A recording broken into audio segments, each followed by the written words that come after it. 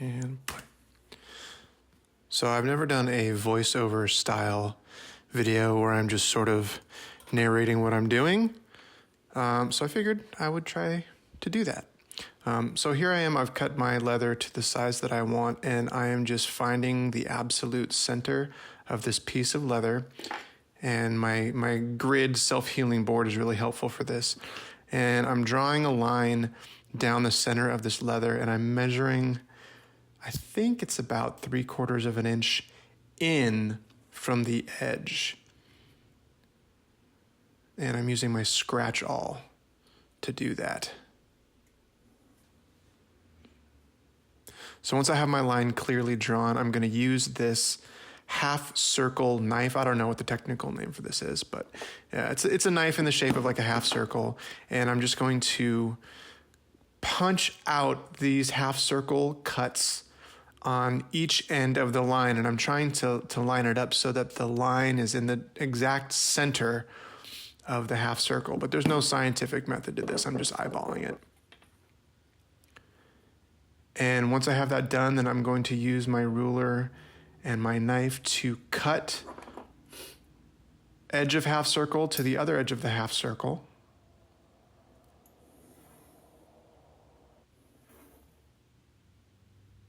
And when I've made those cuts, hopefully if I've done it right, I'm left with this very clean, nice little area in the center of this piece of leather where I'm going to attach a zipper. And before I do that, I'm just going to clean up this cut a little bit with my my sander. This is an electric rotary sander, very handy for leathercraft. And I'm also going to edge bevel and burnish these edges before I put the zipper on. Here I am edge beveling here. Important to edge bevel both sides. And I'm using Tokenol here. That's my preferred edge finish. And this leather that I'm using is Solstice. It's a vegetable tanned leather from Weaver. And one of the great things about it is the edges burnish really well. They always end up with this glossy round finish, which just looks great. I'm using my wood slicker here. So the order of burnishing for me is usually Tokenol, and then my finger, and then a wood slicker, and then canvas. So here what I'm doing is I'm cutting little zipper stops, and I'm going to put these at the edge of the opening in the leather there, and it's going to act as a zipper stop. I don't want the zipper to go all the way to the edge, and I don't have little metal zipper stops, but I find these to be really handy. So I'm just going to cut out these little half circles, and then I'll skive them down a little bit to take out some of the weight, and then I'll glue them on the inside. You'll see what I mean here in a second.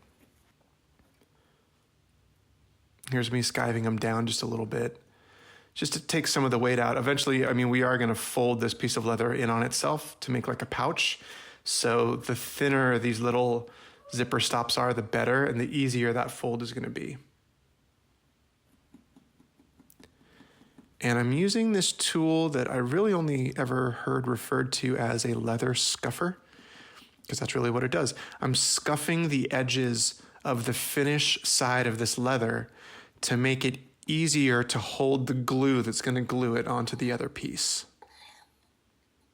If you put glue on like a really highly glossy finished piece of leather, it doesn't hold very well, and the glue inevitably ends up coming off. And I use Dual 88 leather glue. I know there's a lot of options out there for leathercraft, but this is just the one that works best for me. You saturate each side of the leather with the glue, and then you let it sit for 5 or 10 minutes until it becomes dry and tacky. Very similar to rubber cement. All right, so here you can see I'm putting these the zipper stops on. Just gluing those in place, and I want to make sure that I put the finished side on the rough side so that when it flips over, the finished side will be visible with the pouch finished side, if that makes sense. Hard to describe, easier just to see what I'm doing here. There we go. Those are my little zipper stops. This is not a necessary step to this build. This is just something that I think kind of adds a nice little touch, and it helps preserve the lifespan of the zipper.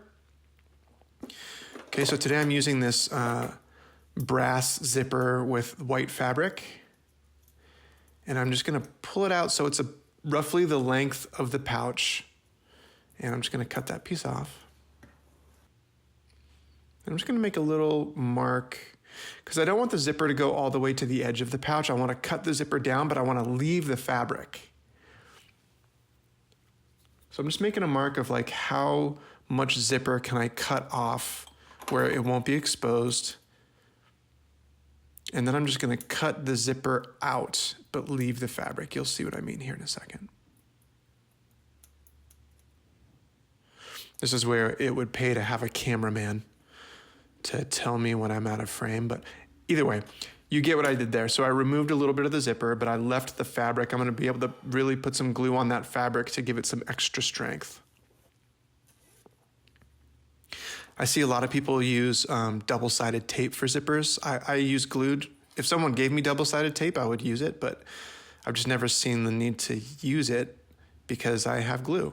So here I am, I'm putting the, I don't even know what you call this thing, the zipper closer thingy onto the zipper itself.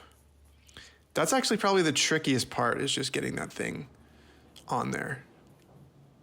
It's sort of just one of those things where the more you do it, the better you get at it. Now I'm doing a little dry fit to make sure that everything is looking good. And it is. So the next step is to start applying our glue. Now I really want to make sure that any glue that I apply is not going to be visible once this thing is put together and stitched up. So I'm really taking some extra care to make sure that the glue is only on that very outer edge of the zipper. If I get it too close to the zipper itself, it might be visible when this is done, and we don't want that.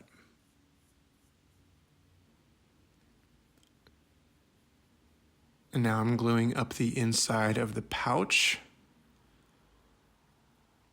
I want to get the glue far back enough towards the edge, the outer edge, that it grabs onto the glue we put on the zipper. If I only put a very thin line of glue on the inside, the outside of the zipper fabric and the inside of the pouch, they might not grab onto each other.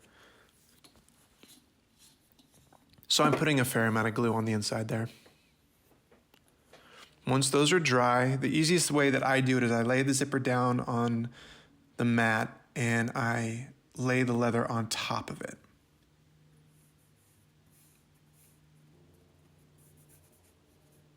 I'm just really pressing that fabric into the glue to make sure it's nice and bonded.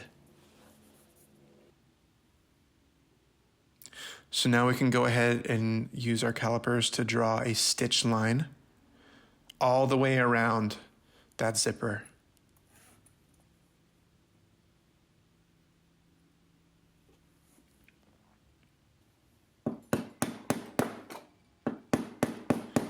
And now we're going to use our stitching prongs to make our stitching holes. And if you have a two-pronged stitching iron, this is where it's really going to come in handy going around this curved bit here. I'm using a 0.06 tiger thread in white for this project. I don't always like to use a bold contrast in my stitch color. Oftentimes, if I'm working with brown leather, I'll use brown thread to kind of blend everything. But when I have a cream-colored zipper, to me it makes sense to use a cream-colored thread. But I do have to be extra careful that those stitches look really, really nice, because when there's that high of a contrast, if you make a mistake, it's that much more visible.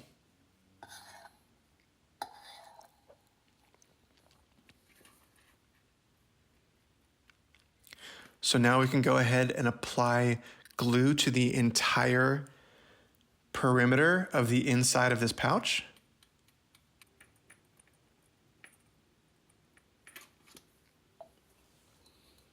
And we're gonna let that glue dry for 5 or 10 minutes.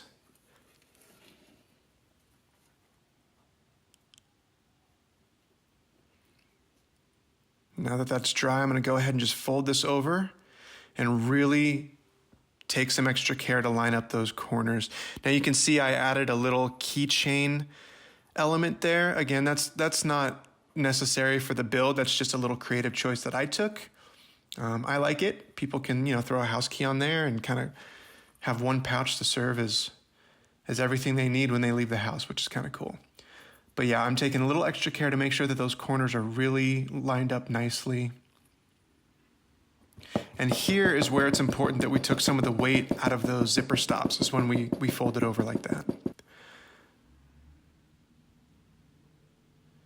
Now I'm using this round over knife. I don't know if that's the exact name of it, but just to round over those edges, just the bottom two. I'm gonna leave the tops a hard edge, and the bottom ones I'm gonna just round off. I'm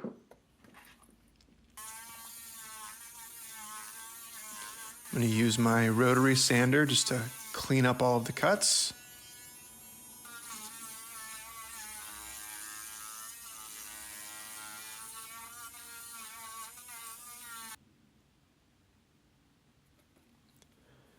And give this a quick edge bevel.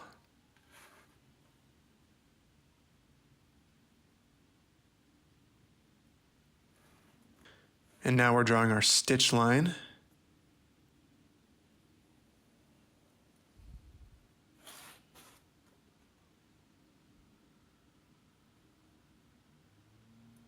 I think my calipers are set to about 4 millimeters, if I remember correctly. Okay, now we're using our stitching irons to punch out our holes. Again, the 2-prong stitching iron is going to be really handy during that process. And here we go. This is the final stitch up for this project. If you do make this little keychain addition, just make sure that the leather strap for that keychain is deep enough to be punched and stitched. You don't want to rely on glue alone for that.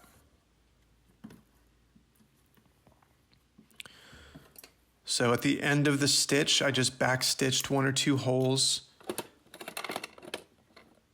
snip the excess, and then just hit it with the lighter to seal it up. Home stretch here. Again, for the burnishing method, we're using toconol, followed by a wood slicker, followed by some canvas.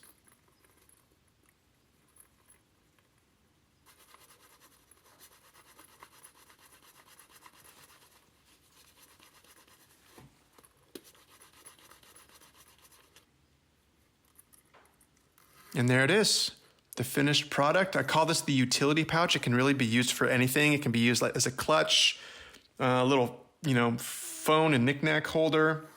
You could even use it as like a little, travel toiletry bag. But it's handy. It's a very simple project, but also a very elevated project if you, choose to make those little enhancements. And thanks for watching, and I'll see you on the next one.